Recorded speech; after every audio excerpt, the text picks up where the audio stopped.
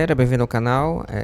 Espero que tenha gostado do vídeo, né? Informações importantes aí da SPN, é, jogo aberto, etc. É, Algumas informações aqui importantes, mercado da bola. Tivemos a confirmação que o Léo Ortiz vai ser anunciado a próxima semana. O Flamengo está esperando só a janela de transferência internacional fechar para acabar a chance do Red Bull, né? Que eles estavam cozinhando a questão da negociação por causa da janela internacional. Mas até o momento não chegou nenhuma proposta, né, de outro clube.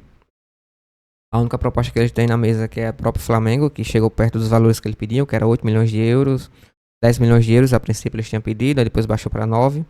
O Flamengo ofereceu 8 milhões de euros, mais uma bonificação, né, por meta de jogo. Isso agradou o staff do clube.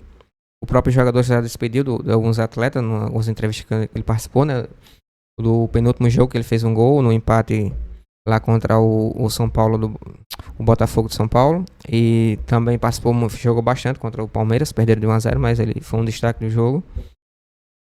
E a princípio, né, já tá tudo certo entre o próprio jogador e o Flamengo, só falta a questão do Red Bull fazer a liberação, né, assinar o contrato e liberar de vez o jogador. Mas pelo que a gente viu, essa semana agora, depois do dia 7, que fecha a janela, já vai ter a questão do anúncio, já que já tá tudo encaminhado, né? Só a questão de burocracia mesmo para poder anunciar o jogador. O próprio staff do atleta confirmou, né, nos bastidores.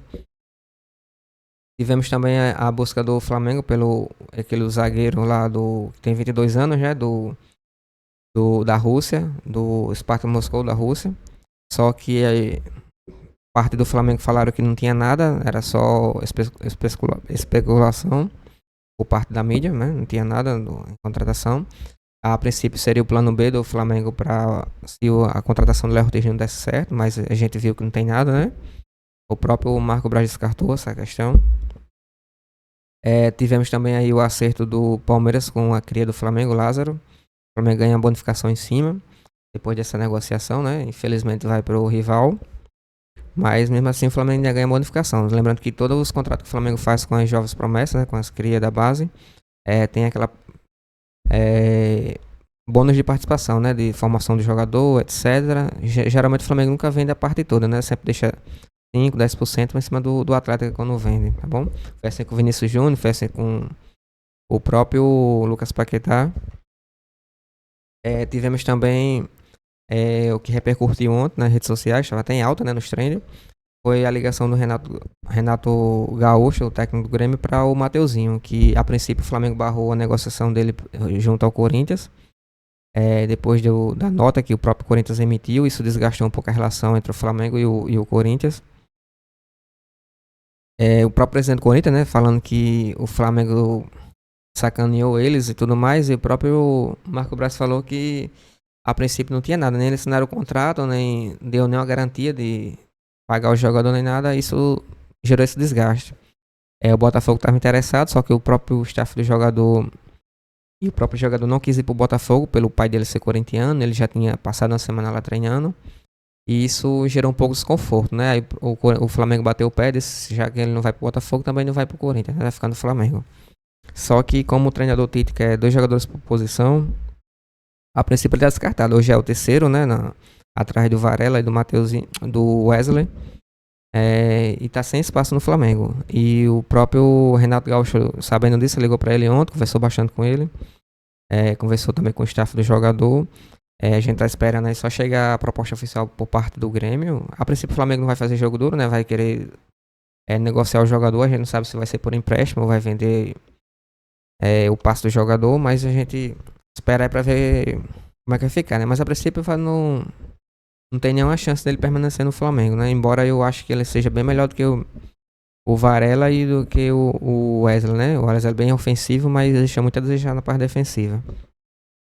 É um ótimo jogador, tem tudo ainda para crescer pela frente, assim como o Rodinei passou aquela má fase, depois deu a volta por cima e se tornou peça fundamental na conquista da Copa do Brasil e da Libertadores, né? Junto com o Dorival Júnior. Mas já que o próprio Tite não quer, né? Quer só ter 2 jogadores por posição, isso dificulta um pouco a questão dele permanência dele no Flamengo.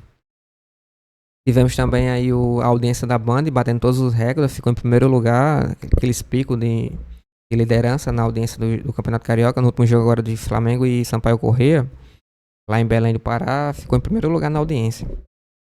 E você vê a tamanho da força, né? TV aberta e tudo mais. E teve o jogo ainda passando no YouTube. Também muito alta a audiência também. Bateu todos os recordes lá na GOT TV, né? Passou o jogo do Flamengo. E tá aí, né? O Flamengo também conseguiu uma renda muito boa com esses jogos que teve no Nordeste e no Norte. Apurou mais ou menos 3,2 ou foi 3,1 milhões. Lembrando que com o time titular era 1 milhão e 200 mil, né? Porque ele recebia já com a cota e tudo mais. E com o time sub-20 era em torno de 200 a 300 mil por partida. E com essas torneios aí, esses jogos fora, o Flamengo conseguiu mais ou menos essa renda milionária aí para os cofres do Flamengo. Mas coloca nos comentários, certo? Para vocês. Já saiu a escalação aqui do time que vai enfrentar o Vasco logo mais. Lembrando que o jogo vai ser 7 horas, tá certo? Direto do Maracanã. Tá aqui a provável escalação que vai enfrentar o Vasco. No gol vai ser o goleiro Rossi. Zagueiros Léo Pereira e Fabrício Bruno. Laterais Ailton Lucas e o Varela. Meio campo Gerson e Pulgar. Lá no meio, né? Na parte da construção vai ser o Arrascaeta e o De La Cruz. Na ponta esquerda vai ter o Cebolinha e no ataque fixo vai ter o Pedro. É a equipe que vai enfrentar o Vasco. Tivemos também ontem também, até na própria Flá TV saiu as imagens do treinamento do Matias Vina, né? Já tá treinando com a equipe já, ele veio do período de transição, tinha vindo de lesão, tava naquele período de transição campo e bola. Ontem já treinou já com o próprio elenco, só que a princípio não tá apto pro jogo, né? Não vai ser nem relacionado pro jogo diante do Vasco. Provavelmente ele enfrenta o Volta Redonda agora no jogo do Carnaval, né? Na quarta-feira de cinzas. Lembrando que é um jogo atrasado que o Flamengo tem, né? Da quinta rodada. E vai enfrentar aí o Volta Redonda na quarta-feira de cinza. Jogo importante para buscar a liderança. Se o Flamengo ganhar hoje, no caso do Vasco, e confirmar a vitória diante do Volta Redonda na quarta-feira, já fica entre os primeiros, né? A briga aí pela Taça Guanabara, tá bom? Lembrando também que tivemos a questão do Pablo, que a torcida do Flamengo ficou revoltada do empréstimo dele para o Botafogo. Lembrando que o Flamengo está pagando 26% do salário, o restante vai ficar com o Botafogo, né? Até esse período de empréstimo de 1 ano.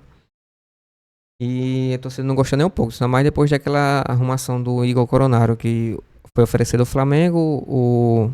A direção do Flamengo disse que a princípio não estava interessado, que a prioridade do Flamengo era a questão do Léo Ortiz, a zaga, né? Que o próprio Tite está pedindo muito para poder resolver essa questão da zaga. E a torcida ficou revoltada, porque é um ótimo jogador, a questão do scout do jogador, né? A análise do jogador é muito boa. Embora ele já tenha 33 anos, né? 32 anos. Mas é um ótimo jogador ainda, a parte técnica, a parte tática. E ajudaria bastante, né? Já que a gente não tem nenhum substituto do Everton Ribeiro. Depois que o Everton Ribeiro saiu, o Flamengo não teve nenhum substituto ainda. Teve aquela questão lá do Evander, depois teve aquela polêmica lá do próprio Evander esnobando o clube. E até o momento não tem nenhum substituto. Vamos ver como vai ficar essa situação, né? Teve também a questão lá do zagueiro de 22 anos, lá do Spartak Moscou, da Rússia, que a princípio não seria o plano B pro Léo Ortiz, só que descartaram, né? Disseram que não tinha nada, a gente não sabe quem tá falando a verdade lá dentro. Teve também aquela questão do Marco Braz lá, que mentiu na coletiva, e depois saiu as imagens aí, que está gerando bastante desconforto, tá tendo a pressão do Conselho Deliberativo, querendo que afaste o vice-presidente. A própria torcida organizada do Flamengo fez uma nota oficial repudiando a atitude do dirigente. E tá essa guerra, né, nos bastidores. Lembrando que esse ano é de política, que vai pegar mais ainda, né? A questão de pressão fora campo, extra-campo, vai aumentar mais ainda. Se caso o Flamengo não tenha resultado dentro de campo, né? E vão se aproveitar bastante disso, tá bom? Mas coloca nos comentários certo, para vocês. Créditos e direitos autorais na descrição, tá bom? Se puder deixar o like e se inscrever no canal, vai ajudar bastante. Valeu.